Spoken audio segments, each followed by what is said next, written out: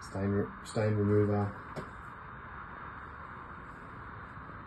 a few beach toys, 2 tennis rackets, badminton set, a softboard, a couple of umbrellas, and a couple of beach chairs, washing machine operation,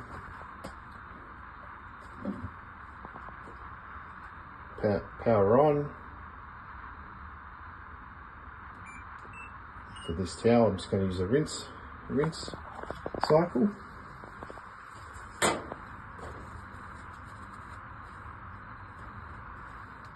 Now, for best results, simply sprinkle the washing powder immediately into the drum. Okay.